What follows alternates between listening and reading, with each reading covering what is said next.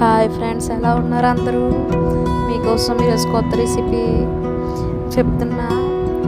మినప మైసూర్ బజ్జీ ఎలా చేయాలో చెప్తున్నా, ఒకసారి వినండి. 1 గ్లాస్ పెరుగు వేసుకొని బాగా కలుపుకోండి. బాగా సాఫ్ట్గా కలుపుకోవాలి. చాలా పొల్లటి పెరుగు వేసుకుంటే మనకి మైసూర్ బజ్జీ అనేది చాలా క్రిస్పీగా వస్తుంది, టేస్ట్గా ఉంటుంది. అలాగే దాంట్లో కొంచెం సాల్ట్, కొంచెం బేకింగ్ సోడా వేసుకొని మళ్ళీ బాగా కలుపుకోవాలి. చాలా అంటే చాలా బాగా కలుపుకోవాలి.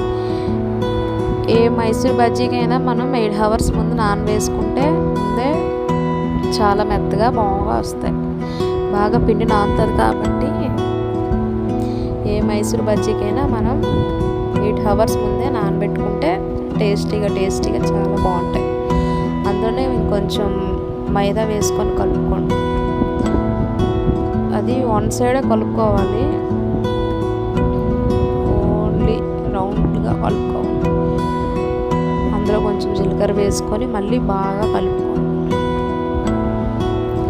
బాగా కలుపుకున్నాక పల్చగా కలుపుకోకూడదు. మనం గారెలకి ఎలా రుబ్బుకుంటాం అలానే, కాకపోతే దానికన్నా కొంచెం పలుచుకుంటే సరిపోతుంది. మనకి బోండాలు బాగా వస్తాయి. మైదా కలుపుకున్నాక కొంచెం మినపప్పు నానబెట్టుకొని 1 గ్లాస్ మైదా వేస్తే 1/2 గ్లాస్ మినపరుబ్బు బాగా మెత్తగా రుబ్బుకొని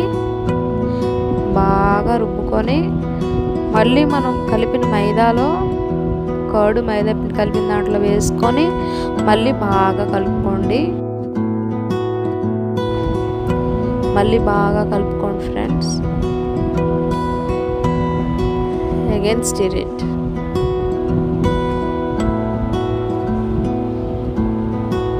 బాగా కలుపుకుంటే, మనం ఎంత బాగా కలుపుకుంటే బోండా అంత బాగా వస్తుంది.